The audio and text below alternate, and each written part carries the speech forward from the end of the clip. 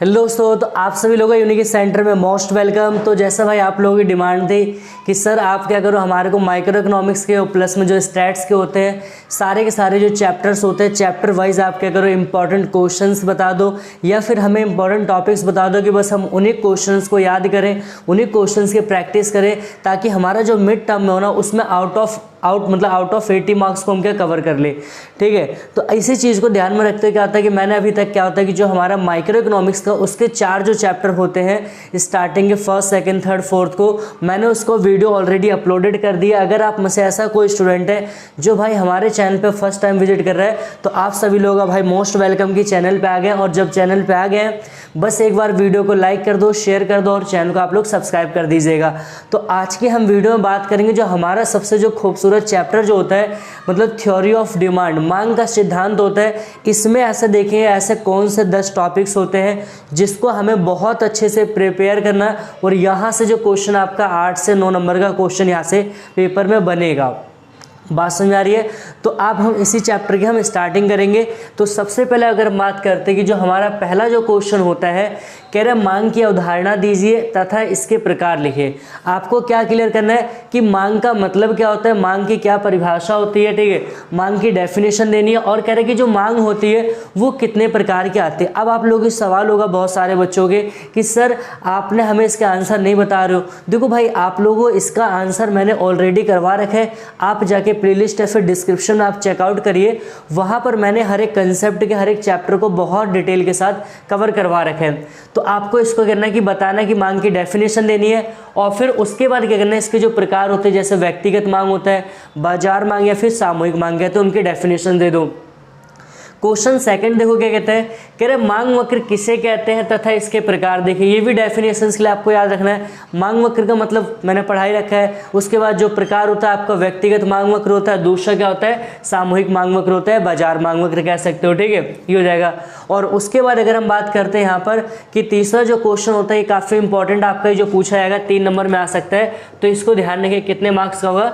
जो third question आपका 3 marks का। ठीक है, क्या कह रहा है, मांग के नियम को एक रेखा चित्र व अनुसूची की सहायता से समझाइए। मांग के नियम को एक रेखा चित्र व अनुसूची की सहायता से आपको यहाँ पर समझाना है। ठीक है, ध्यान रखना है। ये क्वेश्चन आपका पेपर में कई बार पूछा गया है, बच्चे इसको छोड़ के आते हैं कि सर हमने कभी नहीं पढ़ा है। नहीं पढ़ा तो यार हमारे चैनल को देखिए, आप जाके प्लेलिस्ट को चेकआउट करो, एक एक कंसेप्ट करो कि मैंने पढ़ा रखा और ऐसा पढ़ा रखा है ना। बच्चा बस एक बार वीडियो देखेगा ना, उससे दोबारा उसको कोई वीडियो देखने की ज़रूरत ही नहीं है भाई। आप लोग बस एक बार जाके देखिए तो। ठीक है, क्वेश्चन देखो चौथा, देखो सबसे इंपॉर्टेंट सबसे स्पेशल क्वेश्चन अगर कहेंगे पेपर में आए हो भाई, ये क्वेश्चन छपा हुआ है, बार बार कह रहा हूँ इस क्वेश्चन को रट्टा मार लेना बिल्कुल। ठीक है, इसको प्रैक्टिस कर लेना 2 से 3 बार। कह रहा है कि मांग को प्रभावित करने वाले कारकों या तत्वों को समझाइए। क्वेश्चन आपको डायरेक्ट ऐसा नहीं देगा, इसके अंदर मैंने कम से कम 5 से 6 पॉइंट पढ़ा रखे हैं, तो उन 5 से 6 पॉइंटों को आपको या तो 2 से 3 पॉइंट आपको दे देगा या डायरेक्ट ऐसा पूछेगा। ठीक है, तो इस क्वेश्चन को इस चैप्टर में सबसे पहले तैयार करना है। क्या कह रहा हूँ, मांग को प्रभावित करने वाले जैसे आपको मैंने बता रखा वस्तु की अपनी कीमत हो गया, उपभोक्ता की आय हो गई, संबंधित वस्तु हो गई, उपभोक्ता की फैशन रुचि वगैरह, ये सारे के सारे जाके पॉइंट्स को बढ़िया से इसको क्या करोगे आप लोग एनालिसिस करिए, बढ़िया से इसको प्रैक्टिस करिए। ये क्वेश्चन पेपर में आने की बहुत बहुत संभावना है। आप लोग अगर नहीं मानते एक बार आप लोग पेपर दे के आना, फिर आप मेरे से बोलना कि सर आपने जो क्वेश्चन कहा था वो नहीं आया था। ठीक है, इतनी गारंटी इतनी कॉन्फिडेंस के साथ बोल रहा हूँ मैं।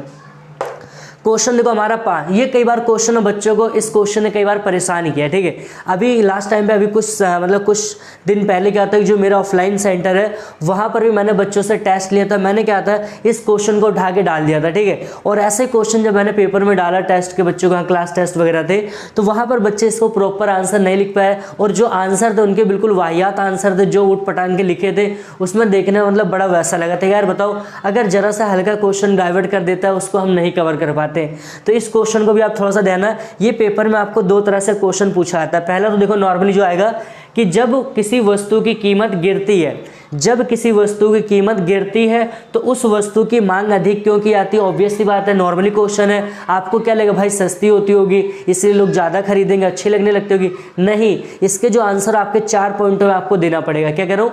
4 पॉइंटों में देना पड़ेगा। और देखो इसी को दूसरे तरह से आपसे पूछा जाएगा कि जो मांग वक्र होता है वो ऋणात्मक ढाल वाला क्यों होता है? क्या कह रहा हूँ? मांग वक्र जो होता है ऋणात्मक ढाल वाला क्यों होता है, इसको थोड़ा सा ध्यान रखिएगा, ठीक है। इसमें आपको 4 पॉइंट बताना, हर समान सीमांत उपयोगिता का नियम, आय प्रभाव, ठीक है, प्रतिस्थापन प्रभाव और बाजार में उपभोक्ताओं का समूह आकार, ठीक है, ये आपको बताना है। क्लियर है? उसके बाद हमें देखो क्वेश्चन क्या कह रहे हैं, मांग के नियम की मान्यता लिखिए, ठीक है, कि जो मांग होता है, मांग का जो नियम होता है, लॉ ऑफ डिमांड होता है, उसकी क्या क्या मान्यता होती है उसके बारे में आपको यहाँ पर बताना है। तो ये 6 क्वेश्चन हो गए। उसके बाद अगर हम बात करते हैं हमारा जो 7वां क्वेश्चन, देखो वेरी वेरी इंपॉर्टेंट है, ठीक है, वेरी वेरी इंपॉर्टेंट, आप इसको लिखोगे, ठीक है। वैसे सेम सारे क्वेश्चन यहाँ पर बिल्कुल स्पेशल, इसलिए इसकी कैटेगरी मैंने अलग बना दी है, ठीक है। आपसे पूछेगा कि सब्स्टिट्यूट या फिर मतलब प्रतिस्थापन वस्तु क्या होती है, दूसरा पूरक वस्तु, बॉक्स वाला क्वेश्चन आने वाला है, फिक्स है ये क्वेश्चन, फिक्स है इस चैप्टर के ये क्वेश्चन, इसके अलावा इस चैप्टर में कोई टॉपिक बनता ही नहीं है, ठीक है। मैंने आपसे प्रॉमिस किया था ना कि बस भाई आपको अगर जितने टॉपिक पढ़ा रहा हूँ ना बस उतना बढ़िया से प्रैक्टिस कर लो, नहीं करा अभी भी आपके पास वक्त है, 3 से 4 दिन के अंदर बिल्कुल रगड़ दो अपने आप को धरकर, ठीक है। इस तरह से तैयारी करो ताकि मिड टर्म यार आपके 80 में से ना 75, ठीक है, 77, ठीक है, या फिर आउट ऑफ 80 ऐसे मार्क्स आने चाहिए, ठीक है, ये होएगा। उसके बाद देखो दूसरा कह रहा है सामान्य वस्तु और घटिया वस्तु के बीच में आपको अंतर स्पष्ट करना। मैंने बता रखा है नॉर्मल गुड्स क्या होती है और इन्फीरियर गुड्स क्या होती है, पूरी की पूरी प्लेलिस्ट आप पढ़िए जाके, चेकआउट मारो फटाफट, ठीक है, ये हो जाएगा।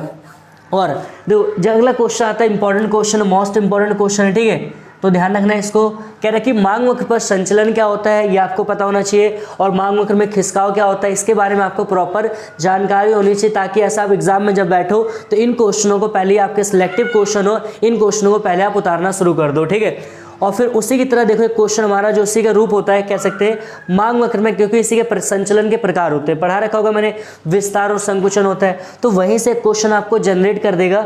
मांग वक्र में विस्तार एवं मांग वक्र में वृद्धि के बीच अंतर स्पष्ट कीजिए, ठीक, वही इसी का मतलब तीनों एक कैटेगरी क्वेश्चन निकल के आ रहे हैं, ठीक है। तो इनको देखना, बस इनके रीजंस आप करना बढ़िया से, मैंने बॉक्स वगैरह से, बॉक्स में पूरे को पूरे क्वेश्चंस को कवर करवा रखा है, ठीक है, आप वहां से भी चेकआउट मार सकते हो, ये ध्यान रखना है, ठीक है। और फिर उसके बाद देखो ये क्वेश्चन ऐसा ना पूछ कर इसी को दूसरे लैंग्वेज में पूछे, क्या कहेगा, इसी का जस्ट उल्टा क्या कहेगा, मांग वक्र में संकुचन, ठीक है, संकुचन मतलब कमी होती है, और मांग वक्र में क्या मतलब, मांग वक्र में संकुचन और मांग वक्र में, ठीक, कमी को समझाइए, कमी के बीच में अंतर स्पष्ट किए, ठीक है।